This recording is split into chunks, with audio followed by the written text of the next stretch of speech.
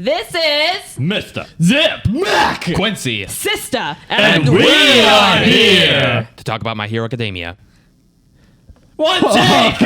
No, we did it. Okay, we did it. We were able to do it all in one take. Well, not all of it, but you know what I mean. So, My Hero Academia. I think we have a lot to say about this. Yeah, we've got a lot to say about this. I guess starting with, let's see, what's the first thing again? I thought it's so confident. Starting with how it's a freaking superhero anime, and it's the first one we've ever watched, and why people like it so much. Yeah. that's a lot of ground to cover. Yeah. Well, the interesting thing is, obviously we watch anime, but starting a couple years ago, we were not well versed in it. I think when we first started watching it, we were right off the heels of Full Metal Alchemist Brotherhood, right? Yeah, Yeah. we finished that the previous winter. Yeah, and didn't we start watching My Hero Academia in the April of 2022? Quincy, fact check. Yeah, we started watching it on April 16th, I think, of 2022. How do you do this? About 3.5. That would be 3.5 months after December, right? Of the previous year. You said April? Yep.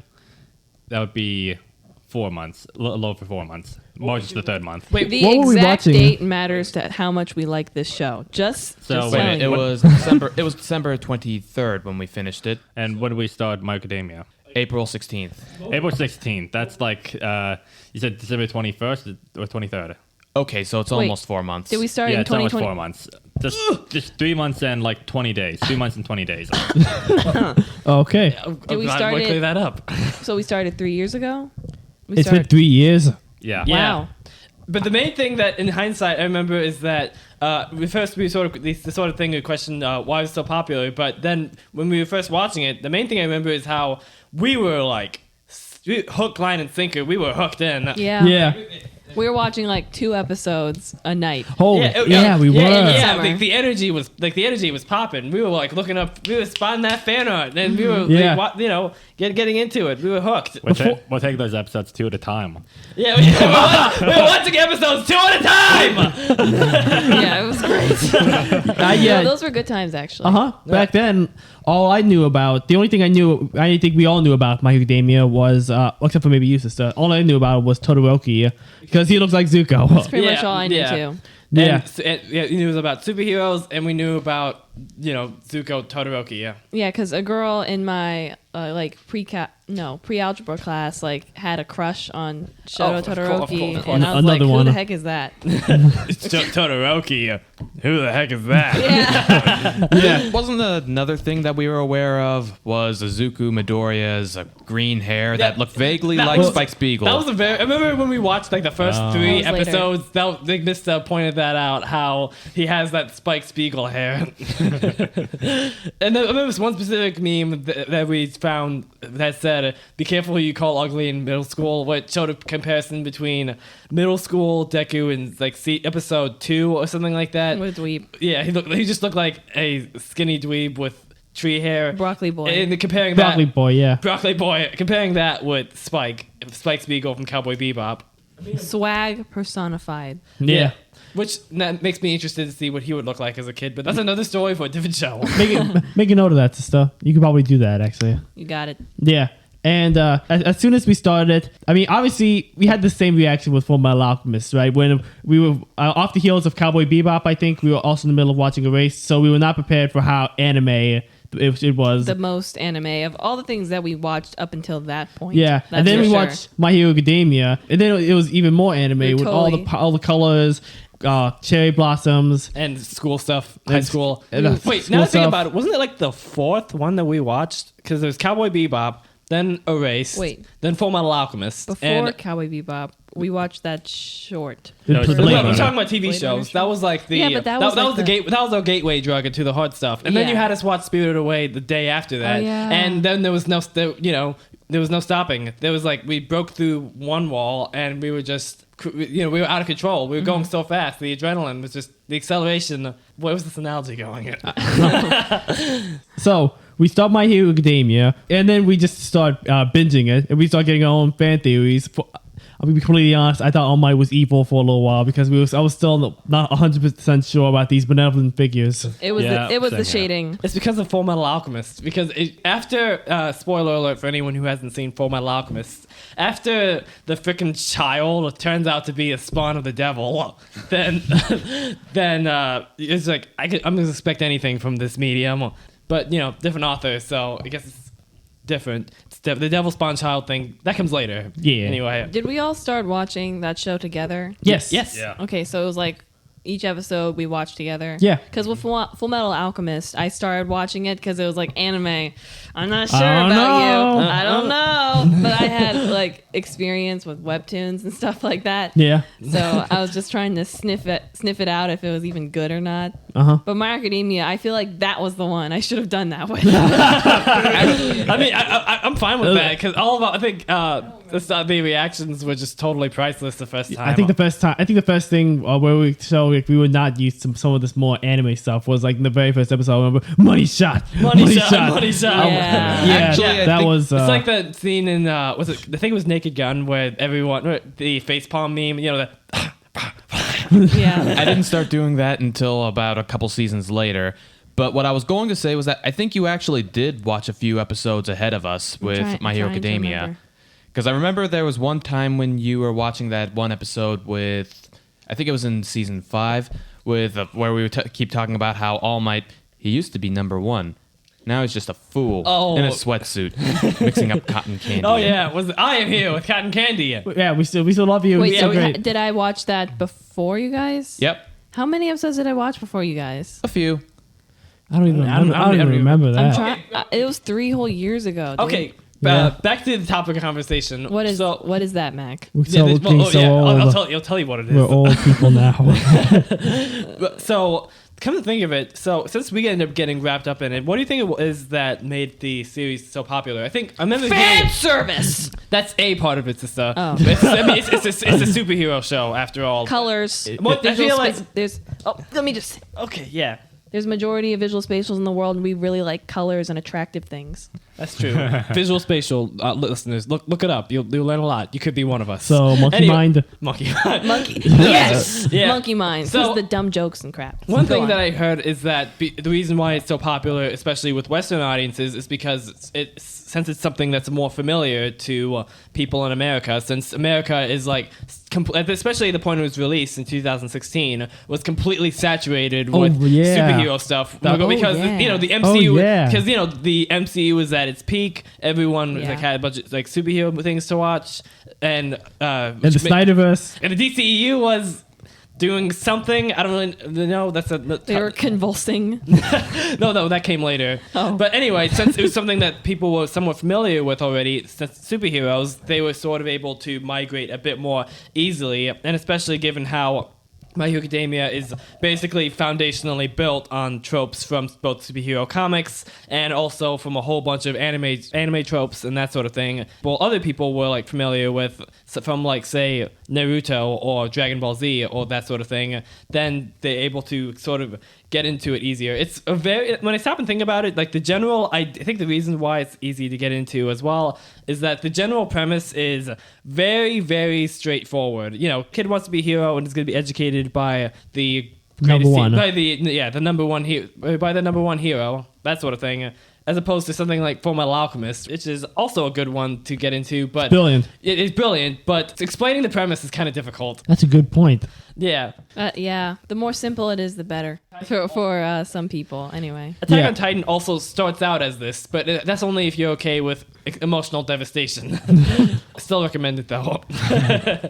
Another reason I think that it might be so popular is because it's very easy to insert yourself into the narrative. Oh, it's the Yeah. Harry Potter thing. Yeah, Yeah. like looking at this boy is average looking. He is kind of boring. He doesn't have any powers or anything. He's bullied, And which is a then- big part of it. Yeah, he's bullied and stuff. And then he catches the eye of the most powerful, famous superhero in the whole entire world and is trained by him. You know, like that's something that a lot of people want. Like in real life, they want to be seen as important by other by people who already are important and powerful and stuff like that. That's what I've noticed with many of like fan fictions that I've read and stuff like that too. Oh, really? Like oh, getting- because you read fan fiction. Oh, that's right. Yeah. This is like prime real estate for fanfic. Again, it's the Harry Potter thing, or Definitely. like That's why there's so many fan fictions for Harry Potter. I think Harry Potter, this might need to be fact checked, has like some of the most fan fictions ever written. Yeah, I think you're right. I've never read any of them. But as we read the I've read Harry a Potter couple. books like a freaking billion times. Yeah, I read more of, like J.K. Rowling's like the things that she writes, her own fan fictions. You know, On Pottermore. on Pottermore. Those are good. I read more of those than the things I read on Wattpad or AO3. Okay, well, is there a good? Well, you said most of the My Hero Academia fan fictions kind of follow the same thing, catching the eye of one of these heroes. Yeah, a lot of them do. What And type of fanfics do you read? I think I know the answer to this, but I want to hear you say it. You don't know me. Yeah, I mean, Yeah, I think we do. Don't act like you know me. I think we know you. Okay. A lot of them were like, like YN times character. It's Wine Times All Might, huh? No, Oh, we'll get to that. We'll No, it get to wasn't. that. a few of them were. The best one that I read was, and I've gone back to that multiple times. Not in the past year. It's like that, now I know what I need to do. Actually, this summer. I know what I must do. I know what I must do now. But anyway, my main point was that a big reason is because it's very easy for anyone to make their own OC or insert themselves into that world, you know? Yes. Because there are already so many characters, so you can just make your character do something really important for the plot. And have you know? some sort of superpower. And have some sort of superpower. If you've and ever- that's another reason. And if you've ever been 12 years old, you've already have like a wealth of superhero OCs that you've like locked away in your brain already. Oh, So shoot, My that's Hero right. Academia is basically like unlocking the door and forcing like a Terminator style truck through the door. And then it's like, finally, I've been repressing this for most of my adult life, but now things are different. I have a basis. I think Like I'm willing to, like people even do this sort of thing with like Spider-Man, where they have like these call them spider sonas. That's what they have, because Spider-Verse and that sort of thing. And I'm willing to bet that if I was more creative when I was like 8, I would have done that, because that was Sam Raimi Spider-Man was just my thing. Yeah. But you see what I mean? That brings up another really good point with the quirks. the quirks. Yes. Like Yes. I was gonna before, say. there was just like what kind of power do you want to have? Oh, I want the power of flight. I want the power of invisibility. I want super speed. I want telekinesis. telekinesis and crap like that. Like those are the standard superpowers. Yeah. But then it's like, I want to be able to control the wood that's in tables. And yeah, then it's like that kind of stuff you wouldn't think of with the mutation or transforming or emitter quirks and stuff like Thank that. you, Quincy. yeah. Thanks. I just forgot all of them except for the first one.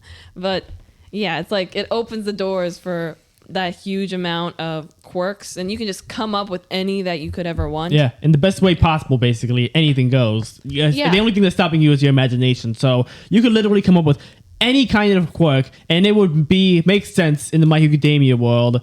And Yeah. you could just put your character in there, just give them the kind of situation, and boom, fan fiction. It's pretty cool. Like Yeah. I really like that. Uh-huh. To be honest. I think it's Yeah. probably the most open fandom I've ever seen, because Yeah. they also do things like, I think they have these, what are they? These fan art competition things where they have actual fans submit their own characters and OCs, and then they debate to the creators, and then they could actually put them in there. Like that's how Yeah. the Centipede guy and Bubble Girl, I think, were made for Night Eyes Agency. Yeah, that's right. And- It's really cool. Additionally, the main thing that I've seen people do their OCs with, like on Tumblr and whatnot, is with this sort of, the sort of template, it's like with the eye catches. So Yeah. So if basically the whole thing with that seems to be, if you just practice the art style of the show and you get one of those templates, then you can just insert that in there. Mm-hmm. So it's very, very straightforward.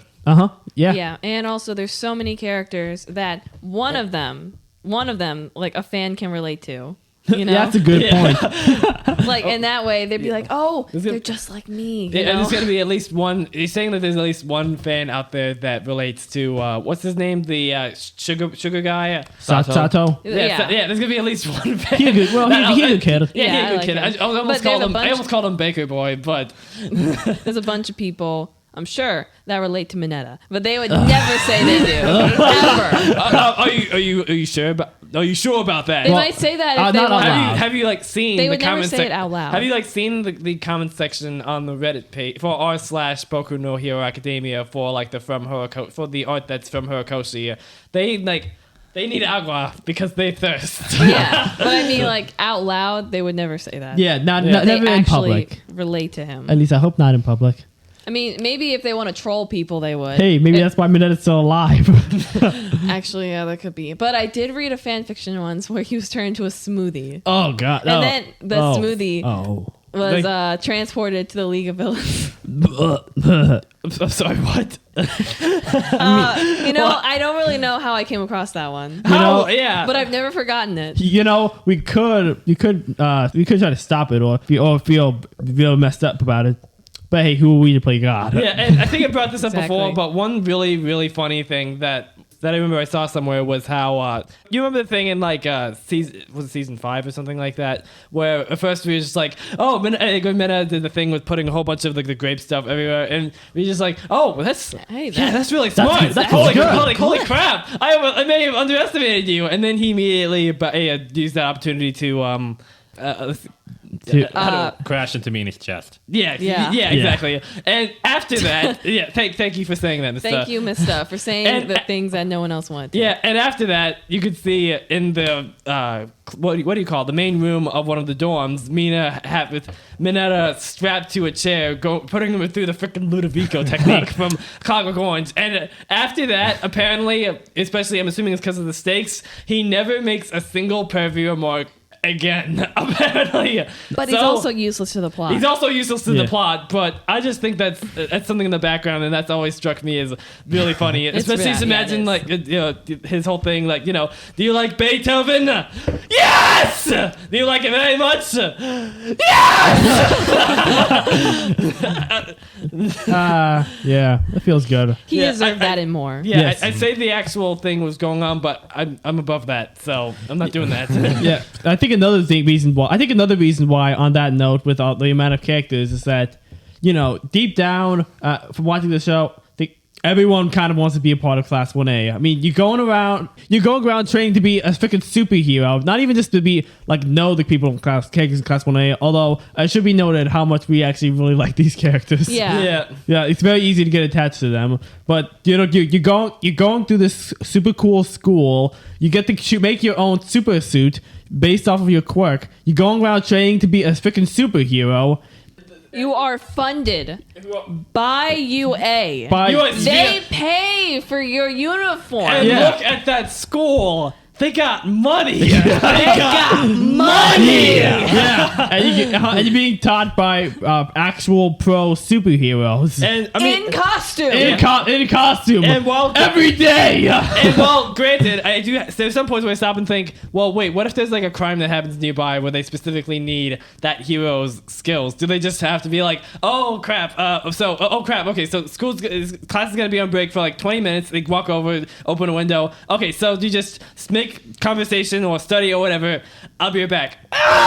I think the reason why is because there's billions, literally billions of heroes that can help fill in for that, and then they also have their sidekicks. I think the only thing I can think of. Oh, that's a good point. The sidekick thing. I think the only time I can think of where that actually happened was when All Might had to fill in for Aizawa because he and President Mike had to go for see Shirakumo, Kurogiri. And given the fact that Aizawa was even capable of teaching class while in a full body cast after being completely destroyed by that one Nomu. That Nomu really freaks me out. Yeah, the MPA of a Nomu. I'm just saying he could have taken the day off because he just if there isn't a single bone in your body that thing didn't break. You're lucky it didn't stab you in the eye with a lance of longitis or something. Yeah, that's a good point. Yeah. I mean, he did have a gnarly Mikasa scar underneath his eye though. Who did again? Aizawa. Still no clue how that's all he got away with. Yeah, true. Did you see how hard it smashed his face into the ground? It had its arm. It's like. You know that. Yeah, it's like that one scene in Once Upon a Time in Hollywood with Cliff Booth smashing the Manson family girl's head against every single cafe that's thing right. imaginable. I still haven't seen that scene. It's so violent, man. It's probably okay. Nice. So we can easily say that My Academia is its own thing. Yeah, right? There's absolutely. Nothing like it. Nothing we've ever seen that's like it. On that note, one thing that I'll probably bring up again is how this going to be like a bit of a running gag is how I don't know if it's just a thing with everyone's quirks, but everyone just seems to have a mild sort of invulnerability to any sort of crazy attack that happens. Because another thing is that another part of the My Hero Academia that I honestly like really deeply love is the spin-off series, which is My Hero Academia Vigilantes, which is just freaking great. It's better than the show. Oh, we'll get to that. We'll get to that.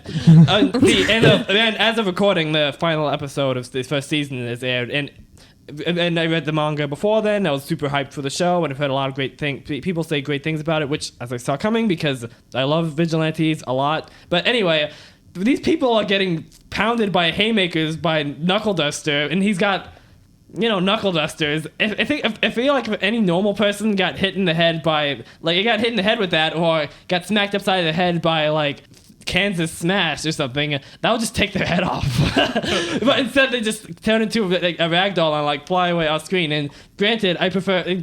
This isn't The Boys, so I'm glad that's what happens. But realistically speaking, I'm just like, wow, if I fell into one of Knuckle Duster's punches, I would die. Yes. But we're talking about My Academia, not Vigilantes. Well, I mean, Vigilantes is better than My Hero Academia. Yeah, but I mean, we can't talk about that. Can we? Come after me. I will pound you. We will get to that. They'll do a knuckle duster. I will knuckle dust you. Yeah. But yeah, so the next thing I will knuckle dust you. I will knuckle dust you. I will knuckle dust you. The next thing, okay, Mac. The next thing that we would talk about is the laws, basically. Yeah. But I mean, if you I have stick. Okay, I know you have stick. Okay. Let me talk me stick. I have talking stick. But yeah, what are the laws? What are the laws? What are the okay, rules? actually, I mean, I know a little bit about this. If you have trouble with the law, then the first thing you got to do is, well, I'd say Better Call Saul, but this is different. So, All right. So the general overview here is that, for one thing, you can't use your quirks out in public. That's for heroes only. I mean, there are cases where you can use your quirk out in public. Like, say if you drop your phone or something and you use telekinesis, if that's your quirk, to summon it back to you. No one's going to give you any guff for it, to use Horikoshi's words in that bit in the manga. Except for maybe Karen's.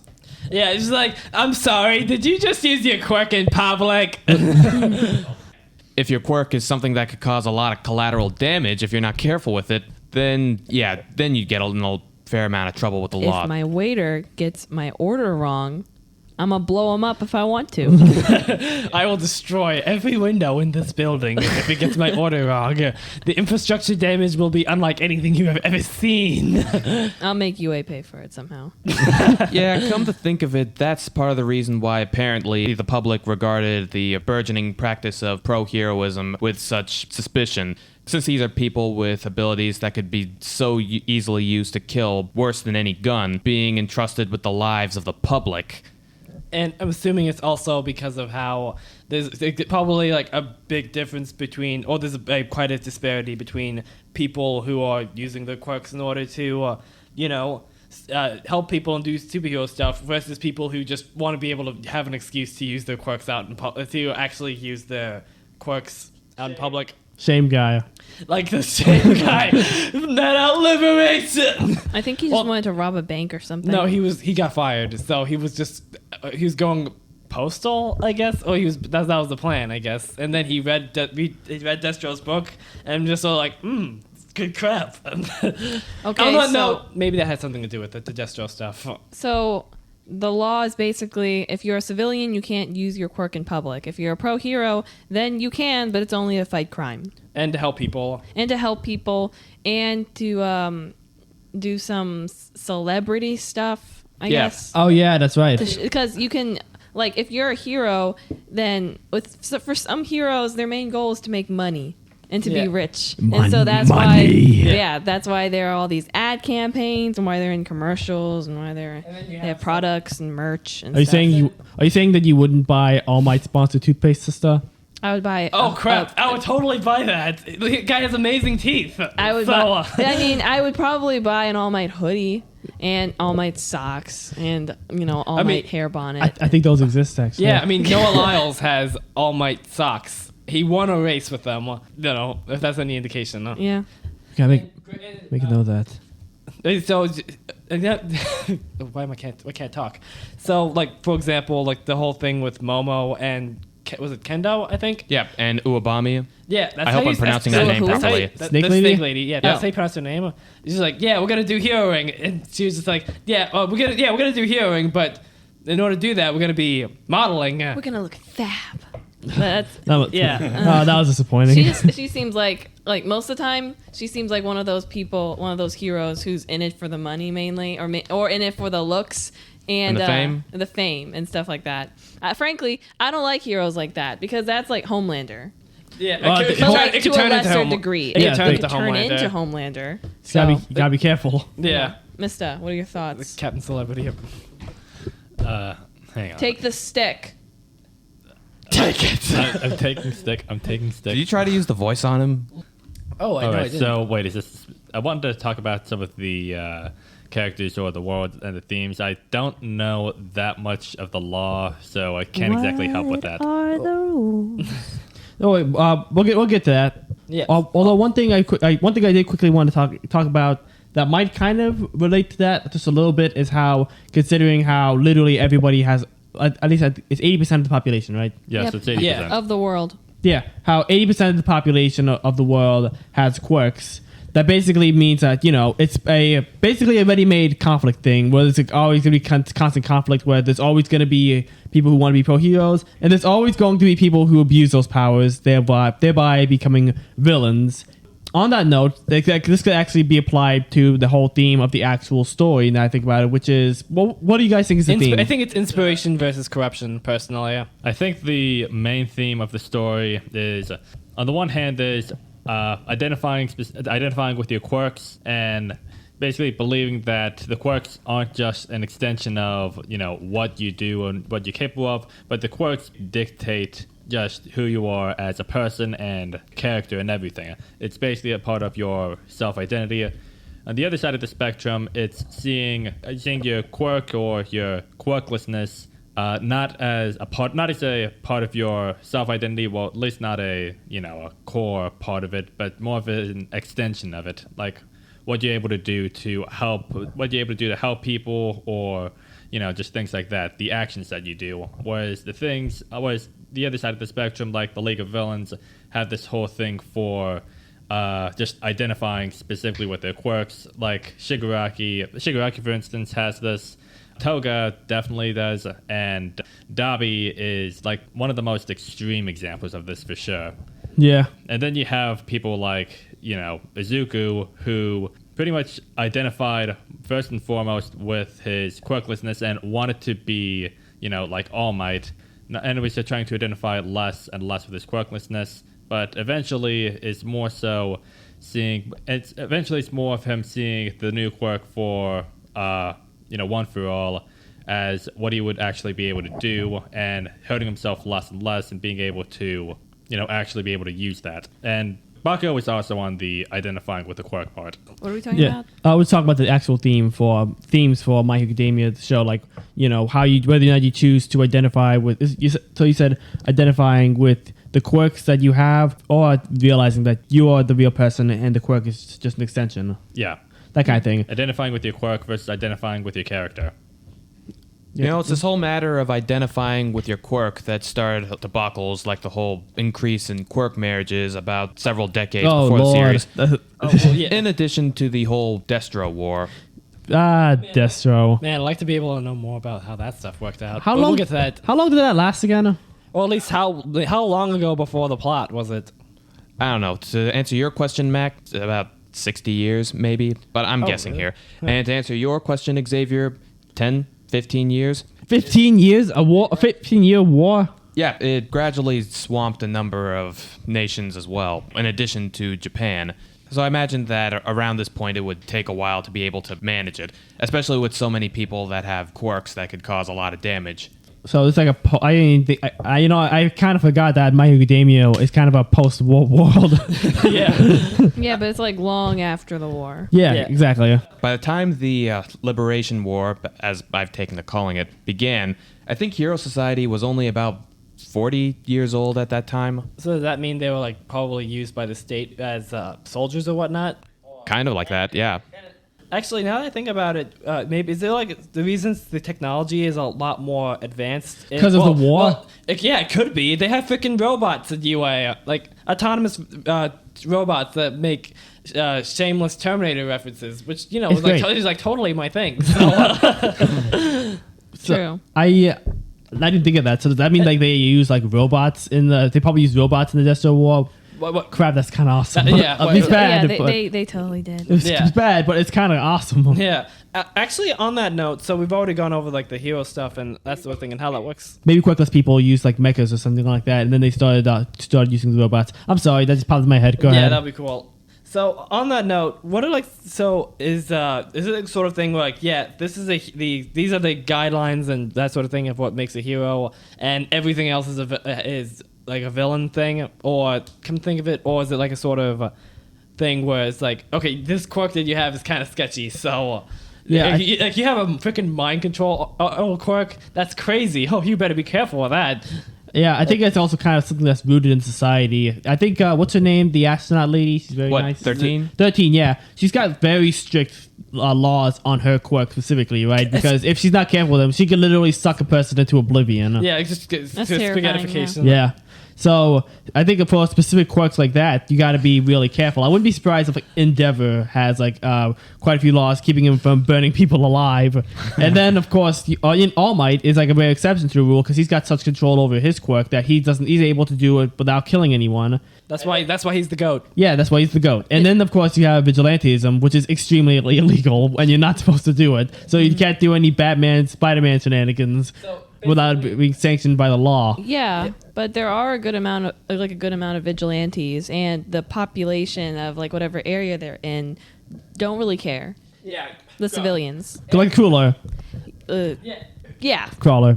Wait, who the heck is the crawler? Crueler Man. Oh, Crueler Man. Right. Yeah, so like him, it's like people just call him nice guy for the longest time, Yeah. And it's because he was helping people. Like if you're going around, you have your quirk, and you're doing bad stuff and just being a bohemian, then people aren't gonna like you, and you're gonna get arrested. But if you're going around, you're being nice and stuff, then people Who's gonna call the cops? like who's Karens. gonna call? Yeah. Exactly. Like, I saw this young man with an All Might hoodie Spinning around. spinning around, got hit in the head with a soccer ball. You're picking up litter illegally. That's a job for the trash man. That's illegal. You're just Illegal. scuttling around on the ground like a cockroach. It's just sort of like dissolving into an Al Pacino voice. I saw a guy in a hoodie crawling like a cockroach. I was going to say, before it became an Al Pacino thing, it's starting to sound like his mom. A Actually, little bit. that's a good point. Yeah. But I wanted to bring up this quick thing I was thinking about with quirkless people, with how it's 80% of the world's population have quirks, and then 20% don't, obviously. Right. And there's like 8 billion people on the planet.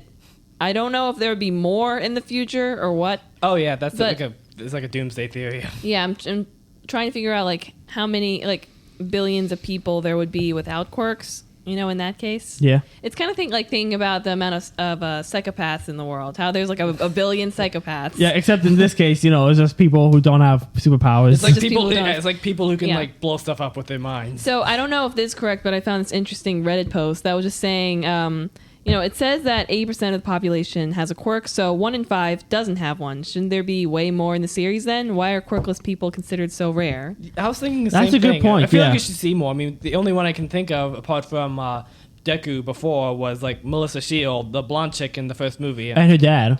No, her dad had a quirk. It was like this little, it was like the squiggly fingers thing. Oh, really? Yeah, I forgot about that. So it's yeah. like Flint Lockwood fingers. Yeah, but he just did that to entertain his daughter because he's just a chill dude. Oh, that's nice. Yeah, he's a cool guy. Is that so Aoyama? Oh, that's right. Yeah, he was quirkless. I forgot about that. Yeah. Man, what a jerk. Why'd you give him that quirk? Why that quirk? Everyone is like, what in the heck am I going to need with a freaking naval belly button blazer? Oh, okay, that makes sense. Who needs something like that? Why did I he certainly take that? don't. Hundreds of quirks at your disposal. You know what? Who did he take it from? And why? Well, yeah, that's a good question. You remember how Tom Riddle just took random crap from his classmates? Yeah. It's like that. Yeah, it's basically like that. It's not about it's not about what it is. It's about the principle and the fact that you have the power of taking it's it. about the rush Yeah. you get. Yeah, when you exactly. take So stuff that doesn't belong to you. So someone can have like the most freaking useless, stupid quirk imaginable, and Alpha One would still want it because it's just like I want that. It's like, hey, if I want a belly button naval laser quirk, I'm gonna get it because I want it. Give me all you got! Give me all you got! So, you think after the high went down, he then just sat down and really examined the quirk? Was like, why did I take this one? You know what? I don't even want to picture him testing it out. That's branded on my mind. I'm sorry. And he already knows that. I was gonna say that. I was gonna say that he already knows giving it back is not an option because his ego is just that. It's bigger than Russia. He probably killed the guy too. Well, Yeah, although then there's also a likely chance that the guy in question was just sort of like, I got this freaking belly button laser. I want to get rid of it. Can you just get rid of it? And give me a quirk so I can have like freaking metal wings or something. he did do that. He got rid of people's quirks that they didn't want, and then he gave quirkless people actual quirks. And then he, one day in that day may ever come, I'll call upon you to do a service for me and all that. Yeah. So it's like if you have a quirk like this, then they will fear you. So, yeah, there's an interesting reply to that post. I was saying, well, it's 20% globally. Japan might have a much lower rate, but also most of that 20% is going to be in the older generations. So the younger generations that the story focuses on are going to have a lower percentage as well. Oh, okay. So this is the sort of overthinking that I love because Yeah. that totally that totally makes sense. And that also kind of makes me think about, like what part of the world has like the highest amount of quirkless people, Or what So part that's of the just one part to think about. Or what part of the world has the most amount of people with quirks? That's probably America, though, because apparently that's where the whole superhero thing started in Gotham, Rhode Island. Rhode Island. I think I'm assuming very it's like random. a superhero reference because I think that's where Marvel started selling their first comics. There's a thing in Vigilantes where Best Girl Makoto goes over it. Yeah, I remember that. I was going to say the place that might have the largest population of quirkless people might be Russia because that's the biggest country in the planet. That's terrifying. Like Although, you said, then again, have the there's also, most like- amount. Yeah, because if you're talking about one specific country that's talking about that might have the most of a certain the whole quirkless ratio, it might end up being Russia. Like I said, because it's the largest country, so naturally it's gonna have more people there. I was gonna say Africa, but then I remember that whole thing. That's That whole thing's a continent, But- and it's full of, and it's full of people. And then there's so. like Yeah. India that has like 1 billion people there. Can you imagine what the traffic must be like if with It's all the people with quirks and all that They probably the have people- some sort of like system? some sort of system. The people like hovering and stuff. Yeah. People like farmers hovering their cows and the merchants 'Cause it's- and the merchandise and stuff. Yeah, Not because merchandise. looking at Food. the food and stuff like that, but looking at like videos of how the streets work, like it's a system. It doesn't look very efficient to us Americans. Oh, They- okay. It's surprisingly organized. It's surprisingly organized. I mean, it's completely insane. There's the crowds of cars and freaking cows and that sort of thing all over the place. And they but, do the honking. but they're moving. They're moving. Yeah, and There's a bunch and it's like the honking communication. And when Yeah. there's a cow, you stop. you always stop. Yeah, and let it pass. What was the comedian's name again? Floofy, I think. Yeah, Floofy. That's right. Yeah, I think we're getting away from the point. Yeah, but we're getting the point, away from What the the point point. is, No, Fluffy. Fluffy, my Fluffy. bad. I don't know. I think of One Piece. What was it, Daniel Iglesias? I might be Something maybe like thinking that. Hey, why Anyway, haven't we he's heard really of a funny. Why haven't we heard of a comedian with a quirk? What would that be like? What's the deal with these superheroes, huh? We'll have to think of a quirk for a comedian then. That'd New be funny. MC. Actually, See what well, we're talking about? actually, now that I think about it, heroes can have more than one career. So you could be a hero who moonlights as a specific thing. Like the Snake Lady is a hero, but she's also a model. And most of the UA teachers are teachers in addition to heroes in addition to being, teachers, and so on and so forth. And if I remember correctly, I think Best Jeanist also does like modeling and that sort of thing because He does. I mean, why wouldn't he? What's up with that neck though?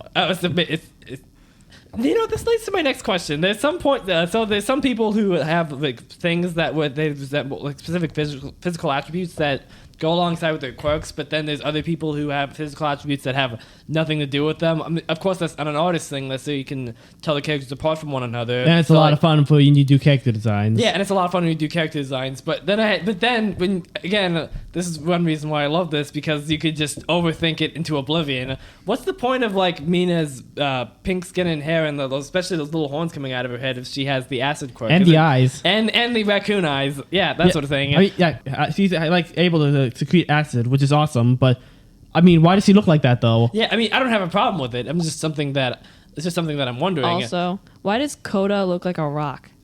Yeah, that's a good point. His exactly. quirk is like talking to animals and stuff, The Anna which voice, that's yeah. good, makes sense. Why does he look like that though? Yeah. I don't know. And I guess you could say the reason is anime.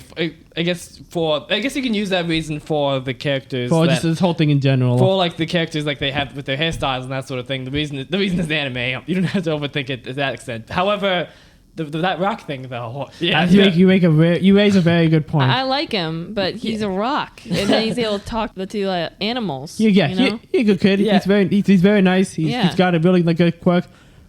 But still, what does that have to do with talking? What does this appearance have to do with talking to animals? No idea. So he's Shoji. I mean, that makes sense. It's kind of his whole thing, right? Not talking to animals, just dupla arms. He has dupla arms. Yeah. It makes sense, Uh huh. Let's see. There have been some others where it's like Tokoyami. Oh yeah. I mean, his character design is awesome, but he just has a bird head, and then the rest of it is human. I love the way it looks in the live action musical. It's thing. really it's it's just this person running okay, around in a he does cardboard bird head. And then he does he's like, a alright. backflip. Yeah. He's like, all right, we need to make the Tokiyami head. All right, let's get the construction paper and the scissors. Yeah. Like the effects with that stage play are on another level. Man. I gotta see it again. Was he supposed to say smash or plus ultra or? I think he just screamed. I think he just screamed. Okay, I can respect that in that case.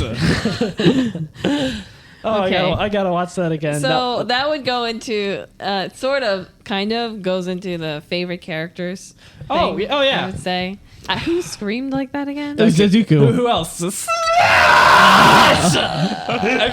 It reminds me of one of the trailers for the new movie that we have yet to watch. But when one of the trailers of the movie, you're next. Stupid name. Hey, hot take. Yeah. I'm joking. I'm joking. Not really. I don't know. It's like a stupid. I mean, it gets compared name. to like Heroes anything Rising. else, please. Compared to like Heroes Rising, It's a little better. Yeah, it's It's vague. I've only seen They've clips of it. been rising. They done been rising the whole series. that was the first movie, so I guess that's more. Oh, that was the first movie. Wait, wasn't Oh. the first movie called Two Heroes? Yeah, something like Oh, okay, yeah, you're right. Then that. Series And that Rising made then. sense because Deku and All Might, right? Yeah. That's right. Like at the end, it's like, oh, two heroes. That makes sense. Oh, Yeah, that but it's is like, good. Man, I love that the ending. second and third one, I don't even remember what happened. Well, let's see. I don't. I just remember Bad guy went Super Saiyan, and then they fought Megamind in the third one. Yeah. presentation. It wasn't even a good Megamind though. Like his presentation was okay. Yeah, my favorite part was when he was talking about his tragic backstory on how he's never able to hug people because his quirk doesn't allow him to be able to touch people. That sucks. But I mean, why did you killed an entire city though? why does that justify you killing an entire city? He didn't kill an entire city. He blew up a city. Oh yeah. No, he Like sprayed. with all the Quirk stuff, remember? And Yeah. how people were it was going crazy. A lot of people died. died. But there's still some people who are probably still alive, but their quirks are still going haywire. and That was pretty horrible. It was pretty horrible. it was actually. awful. And then he took the only quirkless guy left, which, yeah, that's horrible. But I mean, why would you kill that many people just because you could never give someone a hug? And why? Literally. And brief question: Why would you like not expect for the one or two quirkless people that you saved? Why wouldn't you expect them to just kill you? Wait. for like revenge. What You happened? wiped out a whole city. But anyway, I think I blacked out at that point. Wait, which Just point wanna are you kill talking people. about? the fugitive stuff was fun in that movie though. Like, Yes. Brody Soul. That's Brody. what Denji? like. Yeah, who's played by Denji in the English dub. Okay. But you know, I enjoy that part. Anyway, The only part I enjoyed was the parkour. Oh, that was that that And was the real. free running, yeah. And that was the best part of the whole and movie. the randomly placed chair. I don't know who put that chair there, but I'm glad they did it so they could get that camera. That was so camera random. rotation. That thing. Another thing with that movie. So we're coming back to the characters thing. Oh yeah, that's right. Oh, yeah. So yes. you guys remember when the trio was Deku, Ochako, and Yeah, Tenya? I was gonna say, Yeah. yeah. And then it just morphed and metamorphosized into No, it didn't. No, it didn't. Deku, Shoto, and Bakugo. And frankly, I like the first one more. I don't know about you guys. Yeah, I mean, I think they could have found a way to work that out by saying, Deku, Todoroki, and Bakugo are all studying under Endeavor. But at school, he hangs out with Uraraka and Tenya because he likes the company more. Yeah, but then he just hung out with Shoto and Bakugo the most. Like, why Bakugo? Ditch him. Hang out with the other guy. I know the reason for this. The money, because the popularity. Yeah, they were looking at the numbers, and everyone was just really, really wanted that trio, and they were like, "Oh, let's give it to them." And then they gave them those new costumes and stuff, for fan service.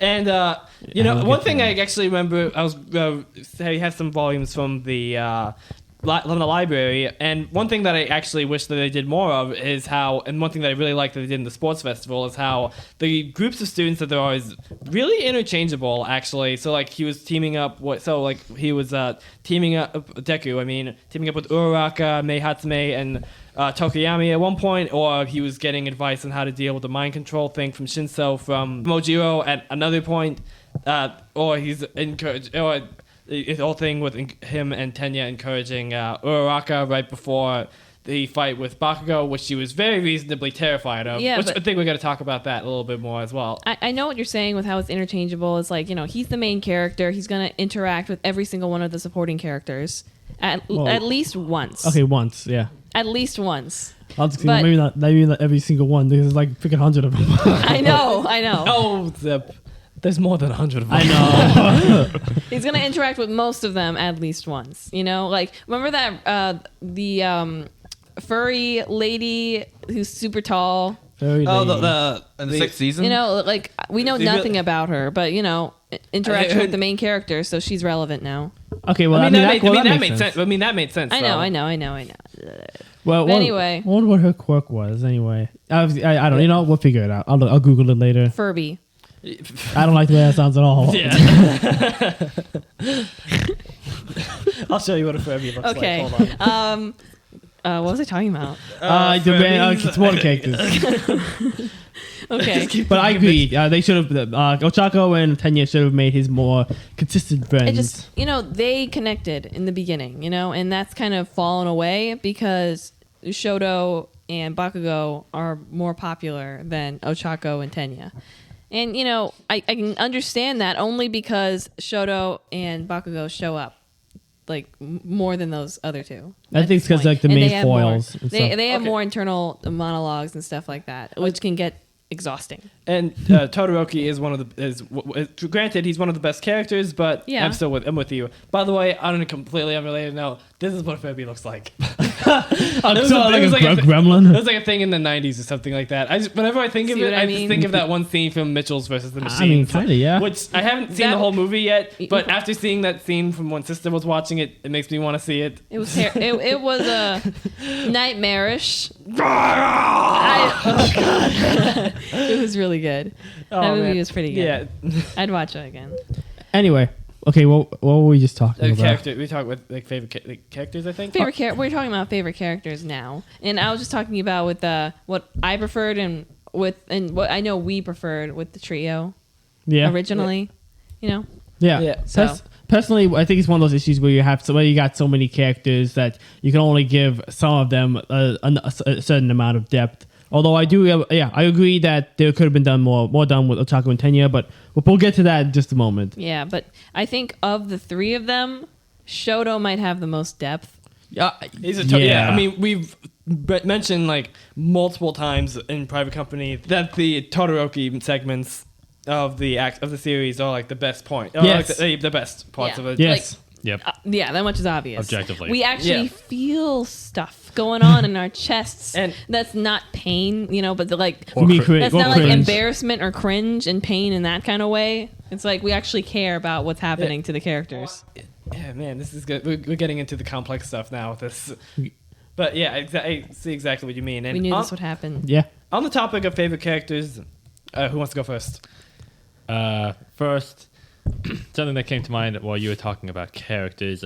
You're talking about characters who, you're talking about people who would be able. Since there's so many characters that some people who might be able to personally relate to some. So, what would it be for you guys? Because I'm drawing a blank. I mean, me too. I mean, the only Tenya. one. Okay. That makes sense. That's fair. Yeah. After thinking about it a lot, from a relatability perspective. So is it just because you relate to him? Because that's fine if it is. But yeah, we're talking about like which character we can relate to the most. Not necessarily favorite character. Oh, I thought it was favorite character. It's like, It could be both if you want. of course it can be both. But I'm just, saying what the topic is right now. In that case, it's from a relatability perspective. Yeah. Mm-hmm. I thought you said Dabi was your favorite character though, Mr. It interchanges between. It goes from All Might to Dabi, and then like whenever I see a scene from them, for like All Might, then I'm just I just really like All Might, and then with Dabi, then it goes more depth with him. It's just intriguing. And I think he might be my favorite character. But then another scene, All Might does just literally anything, and he's on top of it again. All Might's the best. He's the GOAT. Wait, are we talking about favorite characters or characters we can relate to the most? Well, Zip just asked me if whether or not Dabi was my favorite character, so I'm just answering the question. Oh, okay. Let's see. I've never really found myself relating to any of the characters, so I don't really know, honestly. Yeah. Except for maybe All Might a little bit, but I think everyone can kind of relate to him to a certain degree. I can't relate to him at all. I can't relate to Oh, that really? much. Yeah, If anything, it makes sense that you can. Oh, really? Yeah. Yeah, if anything, I mean, we're born on the same day, sure. Oh, that's right. Oh yeah, that's right. Yeah. but Birthday buddies. we are like opposites. He's an extrovert. He smiles a lot. He's like he's a very strong like Angular face. it's not that. I was trying to say he's got Just a like you, very he's got a very strong Presence. Yeah, that's it. He's got a very strong presence. He's able to really just make himself known and Huge just shoulders. commands whatever space he's in. And for the most part, I just like to be left alone. Okay, fair. But you're saying like he smiles a lot, like you never smile. It's That- like that that is scene not in what Dune. I It's like that scene in Okay, Dune. like you're just stone faced. It's like that scene in Dune. Smile, Gurney. I am smiling. I mean, the only thing I could think of with the relatability thing in hindsight was during the whole sports festival arc, like what I brought up with the thing with Uraraka right before she that was right, good. right before It was really she went good. out and to face off against Bakugo, and since her whole thing was wanting to be able to be a great hero so that she can provide money for her family and that sort of thing. She sort of had the feeling of everything is like riding on this, and she's like terrified she might lose and that sort of thing. And I think given at the point when we were watching it, we were starting to like get into track, and I wasn't feeling especially confident in my own abilities at that point because I hadn't found my event yet. I was just like, I can totally relate to that. And it's one of my biggest Makes pet peeves sense. of the whole I series like because that. I wish they had shown more. I wish that they had done more with that because her role. We were robbed! Her whole thing with the sports Sorry. festival is great, and like Yeah. her when she was calling her parents, and she knows that she lost fair and square, but she put in a great effort, but she's still really sad about it, and she's still crying over it. I was just like, dang, that's relatable. That's really relatable. Yeah, that might be mine too. anyone who's done sports can relate to that. Yeah, it's a good point, actually. Yeah. Yeah. I'm pretty sure I had another one. Another one. But I haven't rewatched it in so long. Yeah, me neither. And rewatch the beginning, because all that I can think of are the latest seasons. Yeah. Yeah. Like that's just it's like what people remember the best is what they've just gone over, like the latest thing. Huh, that's interesting. The things I remember the best are like the ones that like the parts that just stand out to me most about it. I can't get Star and Strips. Star and Stripe. Yeah, that, Star and Stripe. I almost said her name right, and then I just wanted to get it wrong. That's petty.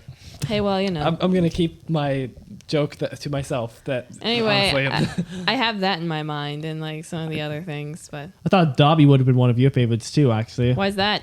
I don't know. You guys talk about him a lot, for one thing. Yeah. But I've seen you drawing him quite a bit too. I mean, yeah, but what are you saying? I'm an angry person? I mean, No, it's not about relating. It's not about relating. It's not about relating to him. It's about what your favorite character and stuff. Yeah, besides, if just a word to relate to any one character, it'd probably be Burnin. I'm just kidding. Yeah, I've never once said, oh, I'm like her. She's like me. Well, We're two peas in a pod. when you think about it. No. Oh. Yeah, except she has think- more manic energy, whereas you don't. Yeah. Well, I mean, wait, actually, hold on. I have manic energy. Yes, Think you of it, do. your birthdays are like 2 days within each other, actually. Oh my gosh. That Well, means we're she's almost literally you twins. for real. She's literally me. I literally made the exact opposite point with All Might. You know I'm being sarcastic, right? Yeah, I know. Yeah. Dabi's birthday is after mine. Are you saying that Like the day after yours? it's the 18th? it's perfect. No, it's not. It all fits. It works together. whole She's thing, favorite all character of is it. Dabi. She relates to Dabi the most. Next person. No, I don't! Actually, I think Burnin she's also like on Dabi's birthday. Yeah, they share a Well, birthday. these Yeah, two, they the do. two, They do hot, share a the two birthday. literal hotheads that aren't named Bakugo. What? But yeah. Three Oh, What? yeah. hotheads. Three hotheads. Get off me. You guys are wrong and you know it. They're angrier like majority of the time. Okay, I am cool as a cucumber. Okay, I am cool. Are you sure? I am. That was a weird sneeze. But okay, what I was trying to think of. I know when you say like what character can you relate to, it doesn't matter if it's a boy or a girl. Yeah. But I can't think of any girls I can relate to, which makes me a little sad. I mean, apart from maybe the Uraraka thing. Because, Apart unless from you, that, because, if you're an she- athlete. like I that said. was the most human I'd ever like seen one of the female characters be in My Academia. I do like that arc of Momo's when she lost all of her confidence after a bad That was a good performance. one. That was a good one. I would I say wish she had a that different outfit because I would have been able to focus much better if she had. yeah. You We'll know, get to that. because it was distracting. But I think I would say that I related to her most, like of all the characters with that, because she thought that she had all of the right qualities and the smarts and the stamina and stuff going into the situation, but she completely underestimated it. And she's still reeling from the whole thing in the sports festival when Tokoyami beat her to like a kettle drum and it was easy. Yeah, I'm talking about that. Like she underestimated, like going into it, she didn't know that it'd be that, and how easy it would be for her to be beaten. That hurt. It Yeah, hurt that so hurt. bad, And then afterwards, she's just lost all of her confidence, and she felt pathetic and stupid. And I felt that. And then she before. kept saying stuff like to Todoroki, like, yeah, as expected of you, Todoroki, because you almost won the sports festival because you're such a great hero. And Todoroki's like, yeah, sure. And he's like, okay, great judgment, Todoroki. Now what's the next part of the plan? So I can do this. And he's Yeah. like, okay, listen, why don't you come up with something of your own? As expected, Todoroki. Yeah. Something Yeah, like it's that. like you're kind of overestimating Where you're kind of overestimating him a little bit. Yeah, we've all felt that way. With how if you do badly with something and then looking at the person who did really, really well, then you're like, oh, they have all the answers, And I've started learning how to not be like that as much, but it's like with track season, with like you said, Mac, with the track season, I was feeling that way. I was like, oh wow, I actually relate to this girl a bit, and I did not expect that. So is Yayorozu one of your favorites? Would you say? Her as a character, probably. I've never really thought of it like that, but thinking about how she was in the beginning of the series with that bit of an arc that she had, probably. I just have issues with how she's presented as an object. Yeah, it's the outfit, isn't it? No, Zip, it's her hair. Don't you talk about her hair? How dare you say anything against her hair? Okay, who's next? Another favorite character, of course, is All Might. Yeah, of course. Yeah. Of course. Yeah, I was of wondering course. when you were gonna say All And Might. it's also Lady Nagant. Oh, yeah. That's cool. Aura. If you talk Yeah, I about was gonna say, talk about cool as a cucumber, she's like cool as a bullet. Yeah, she's so Before cool. you fire it. Before you And shoot her it. costume actually helps with her quirk. Yeah, Yeah, like- it's actually It covers her up. Yes, it's not purely for fan show. service. It makes Yeah. sense. At first, Yeah. I And think it's I was first wondering, like, why doesn't she have sleeves? Like, oh, it's because her freaking arm is a gun. That's awesome. That's awesome. Also, I didn't say it, but my favorite character is Hawks, but because he's cool and he's a burb. That's it. A burb. Bird. You Burb. spend too much time on Reddit.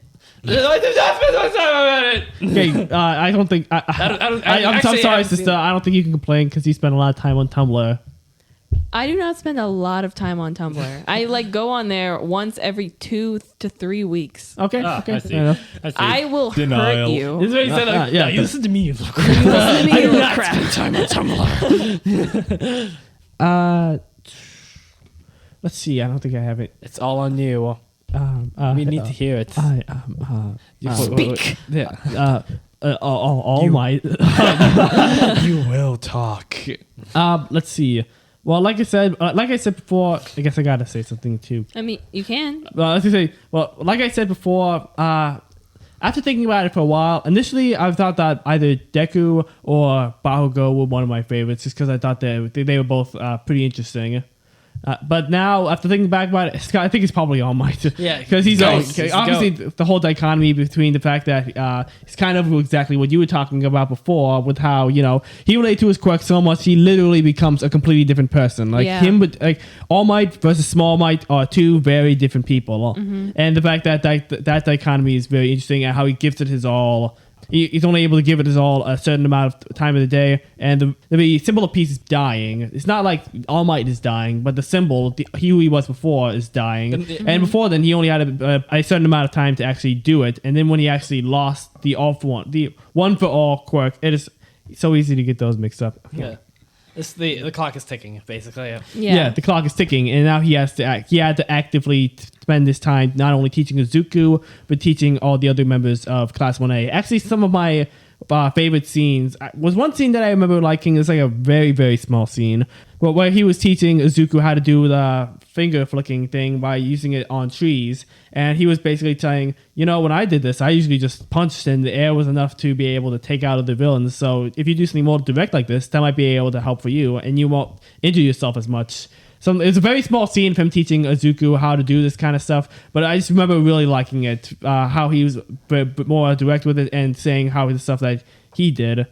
You know what I mean? Yeah, and on another note, reminds me of another point with when Izuku ended up in the hospital, and I don't remember the exact reason why, but this sort of thing happens so frequently. All I have to say is Izuku ended up in the hospital, and you can probably fill in the gaps. It's like he broke his entire arm again.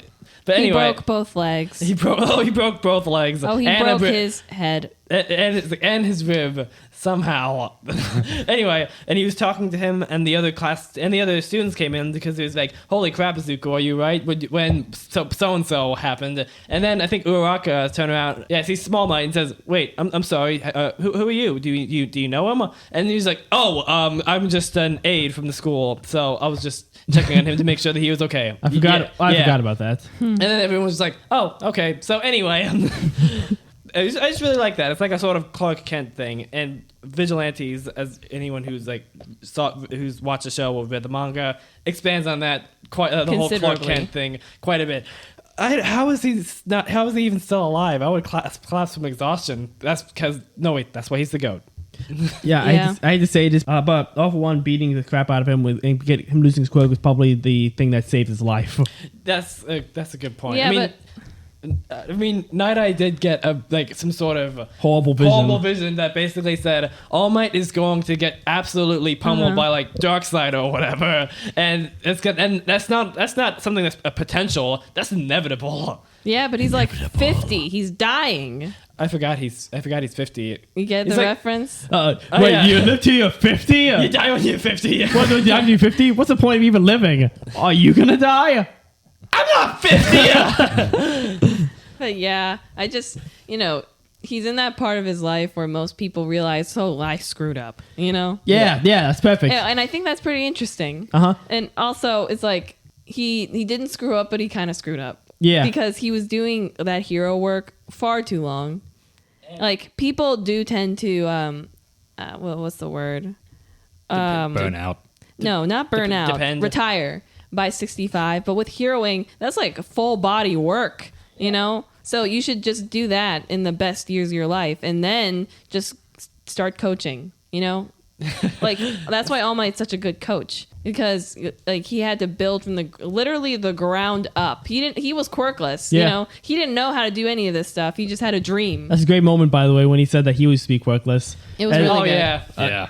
And as we looked at him, and he was smiling, like, so any point of himself, like, yeah.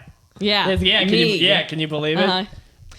How did he meet Nanashimura again? I think if I remember correctly, there was like a whole.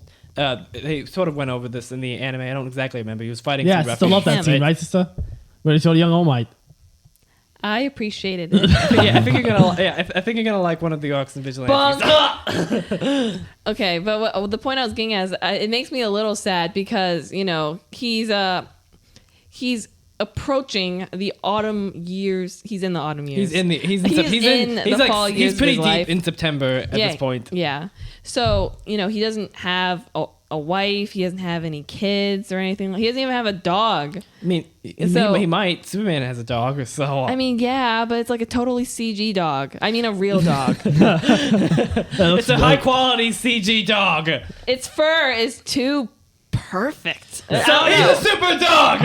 Okay, but yeah, I just feel a little sad because he doesn't have any of that kind of home life of any sort. He doesn't he has a home, but he's never really there either. So he's never established roots. That's a good point. And so I.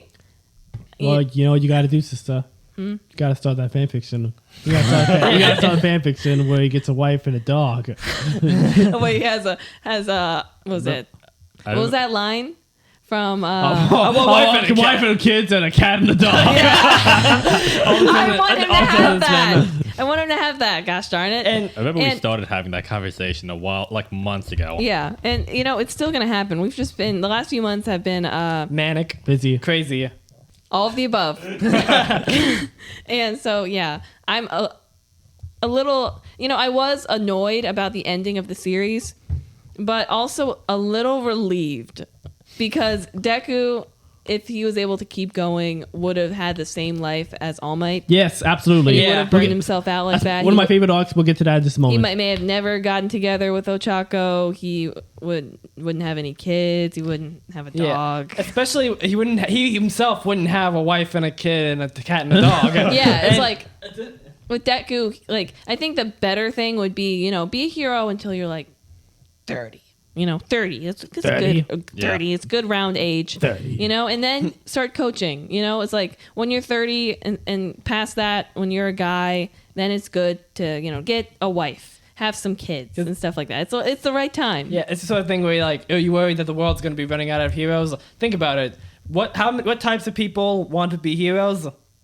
Everyone. So, literally everybody. Also, to go along with the thing that you're saying is especially insane because there's one scene, I think, there's a scene in My Hero Academia where he stops a villain attack while he's on his commute to school. He delivers a little bit of Oklahoma smash to a guy who's holding some sort of family hostage, and then he keeps going on his merry way. In Vigilantes, this guy freaking stops a construction mecha that's going rogue. There's a bridge is out. The bridge is out because a boat is going out underneath it. What was happening? Was it Boston? I don't exactly remember. And I think there's some other thing that's happening at the same time. A cat stuck in the tree. All Might saves and stops all of that in 5 seconds. in 5 seconds. And this is what he's able to do in 5 seconds within a 24-hour day. And this is probably like before he could go down to the 3 hours a day point. So maybe he could have like, I don't know, like 6 hours a day for like overall cumulatively as All Might. Wasn't he like 44 at the time? I hate Or 43? At what time? I don't know, like around the time when he was able to do that. He was around that age anyway. Yeah, and what's more, literally, like everyone was like, he was like the life support for society at this point. So if there was some sort of problem and the other heroes couldn't do anything about it, they'd be like, all right, we got to call All Might. This is a big deal. You got to call him. That sort of thing. Mm-hmm. So you get to the point where I'm assuming it doesn't really show a lot of this, but where if there's a big deal in regards to like a villain attack after he retired, they're like, oh, there's a big deal. Call All Might. Oh, that's right. He retired. Yeah. Well, I don't like Endeavor, so. Yeah, it's like there's going to be someone else who's as honorable and as wonderful as All Might. Get Hawks. He's pretty dang cool. He's a cool bird. He's a cool bird, yeah. Okay, that's not what I meant, but okay. Yeah. But yeah, it's another thing. Get cooler man in that case. Another thing is that, the heroes, some of the older ones, they need to make space for the next generation. And I was also going to say really quickly, I hate to draw this comparison, but if Omni-Man was able to actually have a good home life before he started killing everyone, if Omni-Man was able to like go around the globe and get his wife like actual Chinese food or something like that, then surely All Might could do that, right? Literally. I'm pretty sure you can do both. I mean, we haven't watched Invincible, so I'm pretty sure it all goes bad later on. Yeah, Omni-Man's a freaking space But Roman, you can only do so, both for a while. There's that space gladiator. And you have to put your family first. Yeah. That's another thing. It's like All Might, he's putting everyone first except for himself, Yeah. Yeah. I don't like that. That's what. That's part of his character arc. Yeah, but does he ever change? I mean, he does by the middle of the series.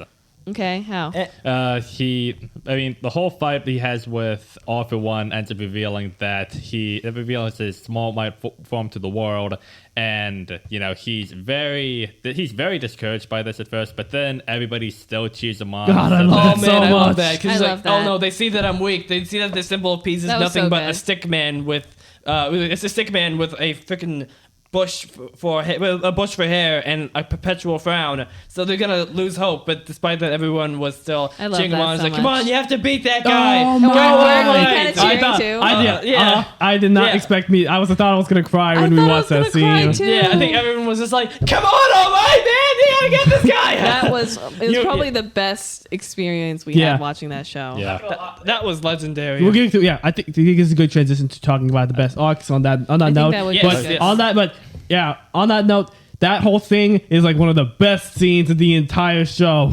It's so good. good. I talk about it a lot, but it's specifically at the whole thing where it goes from the joint training arc in the forest and the fight that leads to that to the whole hostage thing, where those two hostage situation. hostage situation. Well, those two arcs like right next to each other are probably like the best ones in the whole series. I think was the Stain one right before that, or Stain one was in season 2. Yeah, It was after the sports festival. Yeah, after the sports festival, then was it Stain, the joint force training arc, and then it goes into the hostage thing, and then there was that little blip that happened when Shiggy showed up at the mall. Well, it was the final exams after the Stain storyline.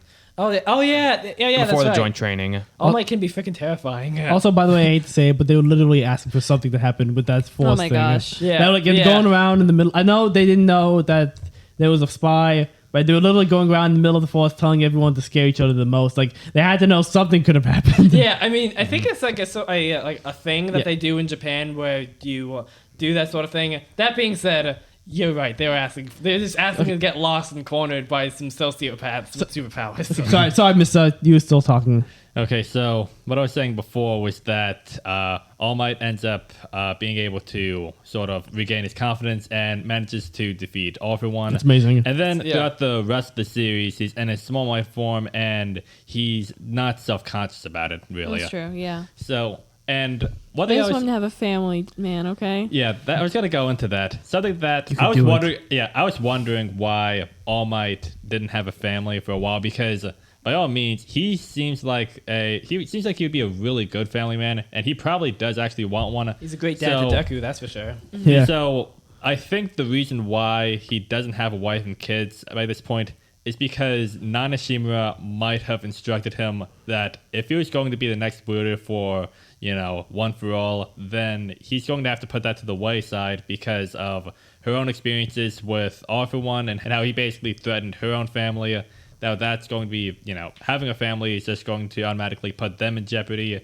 So he has to, He straddled with that Jeremiah responsibility. I thought of that, but so Endeavor has a family, okay? He's also and he's hated by he's awful to that family. So yeah, I know. All for One does, but All for One doesn't want Endeavor. He wants One for All. So that's what I was thinking.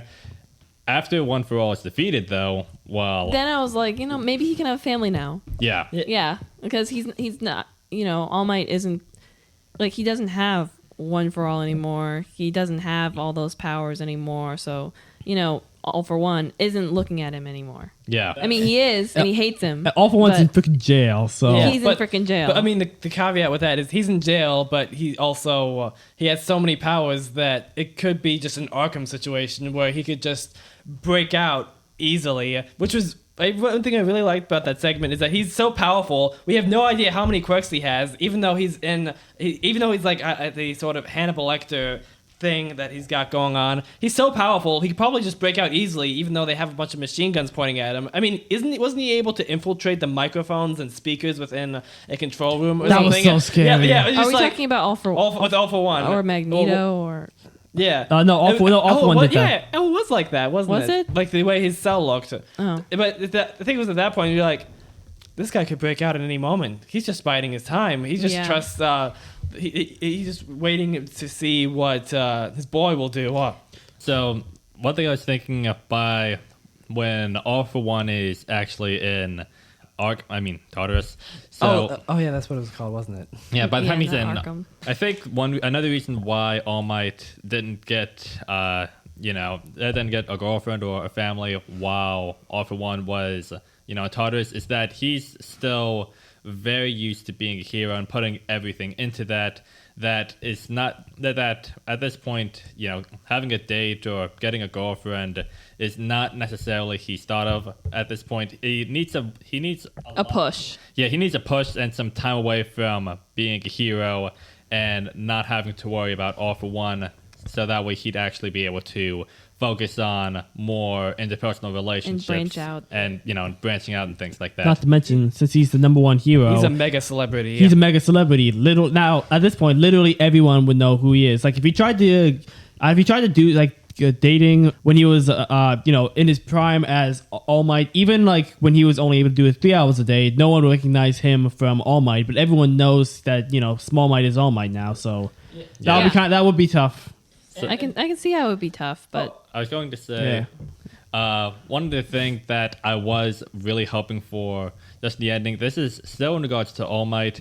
Is if it I don't remember if it shows him in the epilogue, but as far as like Deku being a pro hero and as you're saying, basically having a semi-retirement by 30 and being a teacher at UA is because he's using All Might's advice of not putting everything into heroing like he did, because All Might's looking back at that and thinking and realizing that was a mistake. And that he should have been able to partner with more people so that way he didn't have to carry the burden alone. And he's basically telling Deku that he shouldn't put all the weight on himself. He should just keep in touch with his friends, foster some very important interpersonal connections, and be a hero, but also just live. As far as I know, I think at the end of the manga, at the end of the manga, I think All Might gives Deku an Iron Man suit or something like that, so he could keep healing. It was something along those lines. I don't remember the whole thing.